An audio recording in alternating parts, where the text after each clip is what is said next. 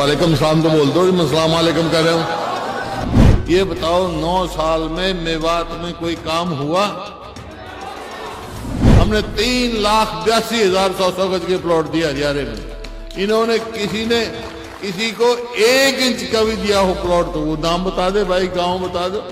अरे ये इलाका जहां भाईचारा 1947 में नहीं खत्म हुआ, ये खत्म कर सकते हैं क्या? भाईचारा हमारा मजबूत है। तो मेरी भी बात सुन लो आप भाई, मेवात 5 सीट दे देना, मैं आपको कह के जा रहा हूं कांग्रेस की सरकार में बना दूंगा। अस्सलाम वालेकुम। अरे वालेकुम सलाम तो बोल दो, मैं अस्सलाम वालेकुम कह रहा हूं। नमस्कार। देखिए आप बहुत देर से बैठे, ठंड का भी समय है और सभी साथियों ने अपनी तफसील से आपसे बात करी है और मैं समझता हूं हम कोई करे ना करें, आपको सब इल्म है इस बात का कि 9 साल में क्या हुआ और पहले कांग्रेस की सरकार थी जब मेवात का क्या हुआ। मैं सिर्फ 1-2 सवाल पूछूंगा आपसे भाई और सही जवाब देना मेरे को।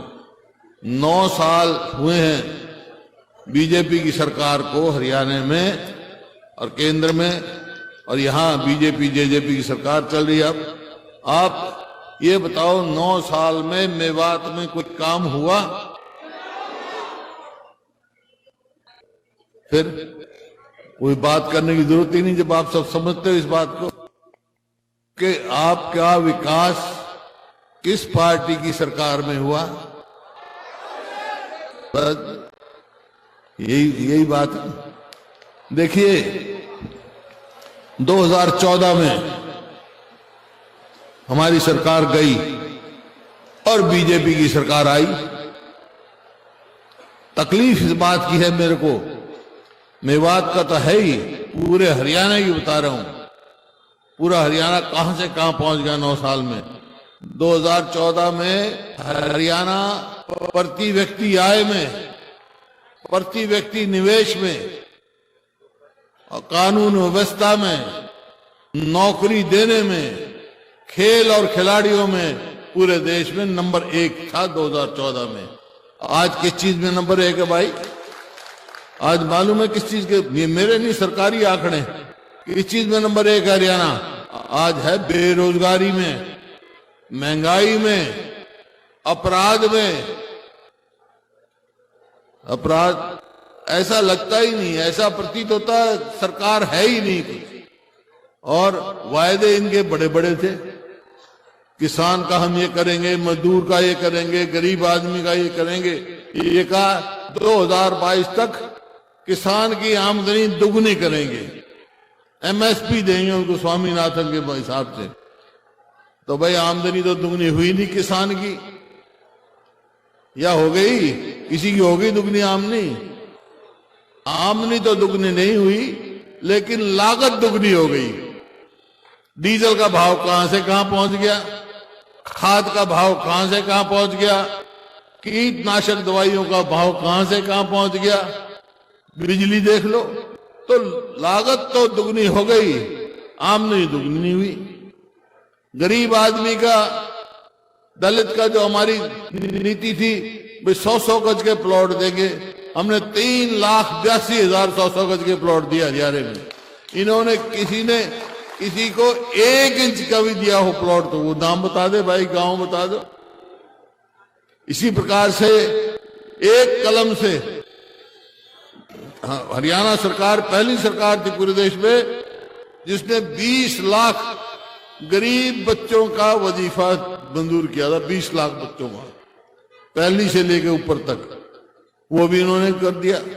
100 गज के प्लॉट भी बंद कर दिए, किसान भी। तो कोई भी वर्ग, कोई भी जमात इनसे खुश नहीं है, किसी का किया ही नहीं। नौकरियों की देख लो, एक चला रखा है इन्होंने कौशल रोजगार निगम। उसका क्या काम है? जैसे कैप्टन साहब बता रहे थे, केंद्र सरकार ने चला दिया वो अग्निपथ, अग्निवीर, और इन्हें चला दिया कौशल निगम। कच्ची नौकरी पेंशन नहीं होगी, लगेगा कच्ची नौकरी। हमने अपने समय में ठेकेदारी सिस्टम बंद किया था, पक्की नौकरी देने की बात कही थी। ये सरकार खुद ठेकेदार बन गई और कहते हैं हम वहां भेज देंगे यूक्रेन में, इजराइल में। अरे वहां से तो लोग वापस आ रहे, मरने के लिए भेजोगे वहां, इसलिए भेजोगे? तो ये ऐसे काम कर रहे हैं। नौकरी किसी भी वर्ग का देख, किसान का, मजदूर का, व्यापारी, कर्मचारी, शहरी हो, ग्रामीण हो, कोई भी हो, ऐसा हरियाणा बना दिया, ऐसे हालात कर दिए कि अस्पताल में जाओ तो डॉक्टर नहीं, स्कूल में जाओ तो मास्टर नहीं, दफ्तर में जाओ तो सरकारी कर्मचारी नहीं, खाली पड़े हैं। 2 लाख पक्की नौकरी आज हरियाणा में जो स्वीकृत की हुई है वो खाली पड़ी है, नौकरी देके नहीं। बार बार हम लगा रहे, आप लिस्ट देखो, बाहर के लगते हैं, हरियाणा के बच्चे नहीं लगते। एचसीएस में, एचसीएस की 100 जगह थी जिनमें कुल 61 इन्होंने वो लगाए, उसमें भी हरियाणा से बाहर के। ये क्या है? ये मेरे को तकलीफ है इस बात की। मेवात में देख लो, हरियाणा का मेवात में देख लो भाई, कोटला झील का काम जहां छोड़ के गए थे, कोटला झील का जहां काम छोड़ के गए थे वहीं,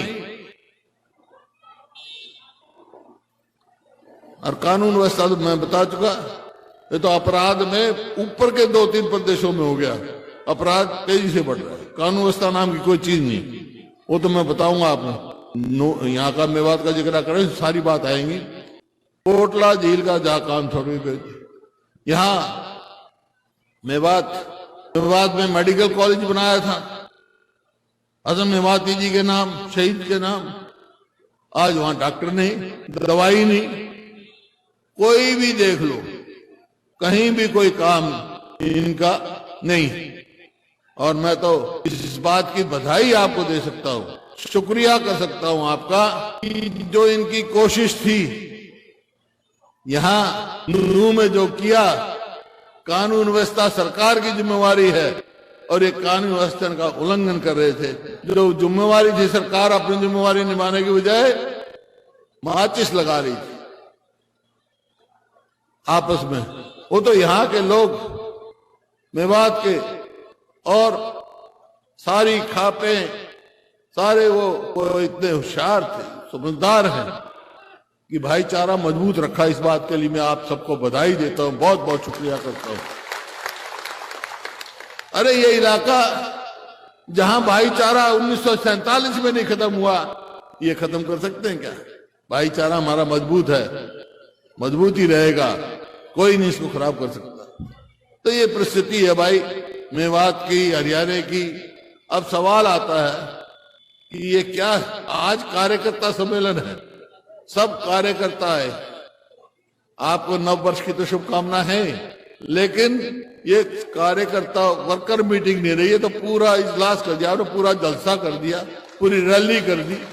जिधर से देखो, इस बात की मैं आपको हार्दिक मुबारकबाद देता हूं कि बहुत अच्छा, और ये एक संकेत, एक इशारा है कि आने वाली 24 में हरियाणा में क्या होगा, कांग्रेस की सरकार बनेगी। ये इशारा है। आज जो ठप पड़े हैं काम, यहां पर सबसे पहले जो नहर आई ये मडकोला के साथ, वो मेरे स्वर्गीय पिताजी लेके आए थे, और यहां के लिए एक नई नहर हमने मेवात कैनाल के नाम से मंजूर कराई थी, वो वहीं ठप पड़ी है। कोटला झील का काम वहीं ठप पड़ा है। बाकी आज यहाँ कई सभी ने कही है भाई यहाँ यूनिवर्सिटी भी होनी चाहिए, तो ये तो कोई हक है आपका भाई। हमने पहले रीजनल सेंटर बनाया, अगर कांग्रेस की सरकार आएगी तो मेवात में यूनिवर्सिटी बनेगी। तो सभी ने बहुत अच्छा किया था, तो कार्यकर्ता सम्मेलन जलसा कर दिया।